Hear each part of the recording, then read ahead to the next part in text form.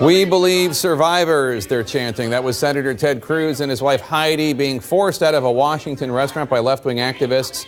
I guess they're talking about the sexual assault accusations against Supreme Court nominee Brett Kavanaugh. The Texas senator endorsed Kavanaugh for the highest court back in July. Let's talk about this with our experts.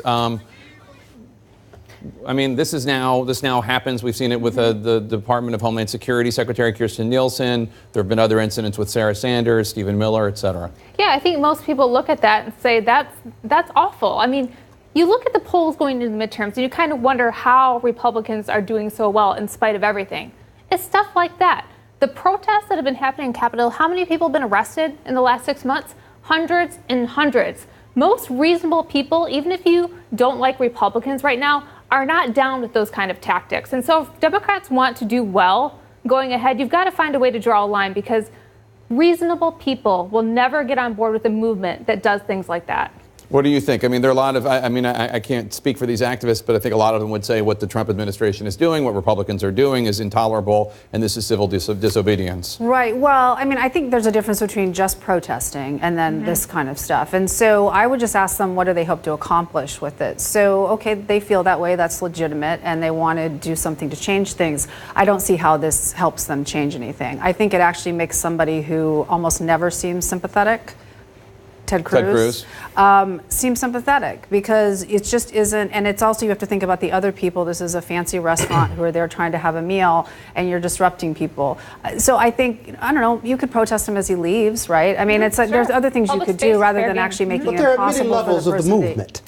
I certainly wouldn't do that. I don't support Ted Cruz, but when I see my far left Democratic brothers and sisters engaged, that's their choice of engagement. And as a moderate Democrat, as a business Democrat, I feel the way they feel. We just express it differently. And so while I don't condone it per se, this leadership in the White House, the GOP, and all the changes going on in this country merit protest.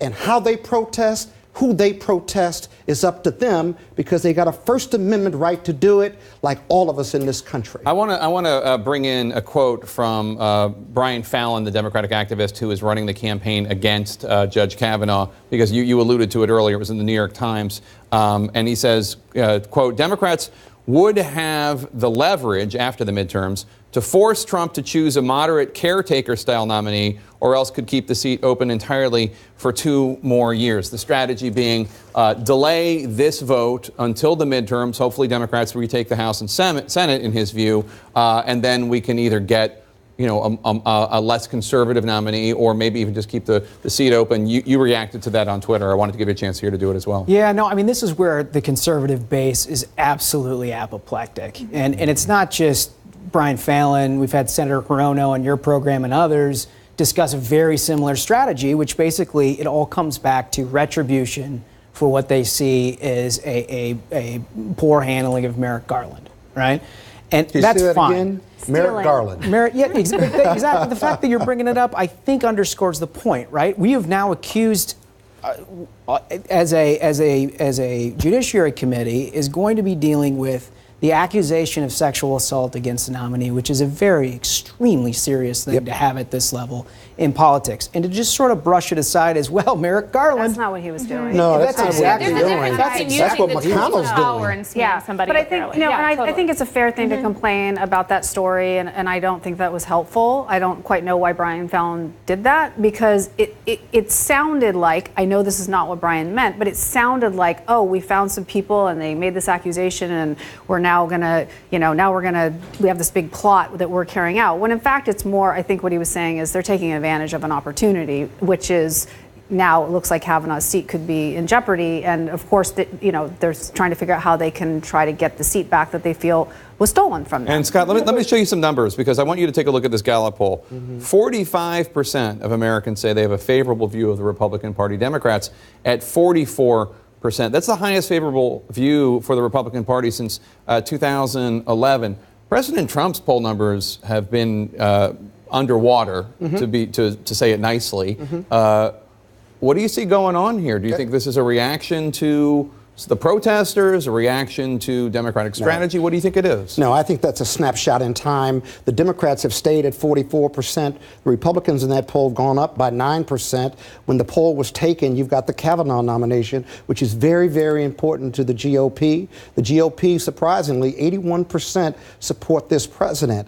But the Kavanaugh nomination will give them control of the Supreme Court for a generation, and that's hugely important, not just to the evangelicals, but to several Republicans. I think that poll reflects that. Do you agree? I mean, you're a Republican, but you've had a lot of issues with President Trump. Yeah, well, I'm shocked Democrats aren't doing better. To me, I think they have a lot of enthusiasm. They have a lot of issues that I think would do well for them in the midterms. I mean, we think about everything, family detention issues, Black Lives Matter, Parkland. And yet, the National Party hasn't been able to channel that or focus that in any way. And the Democratic Party, writ large, seems very reactionary. And I don't see any leaders popping forward with a positive, compelling, alternative message. And that's, I think, why we're hung up. We're competing in Georgia and Florida. Those are deep red states. Yep. That's a manifest evidence. And that's a national poll, that Democrats are coming together.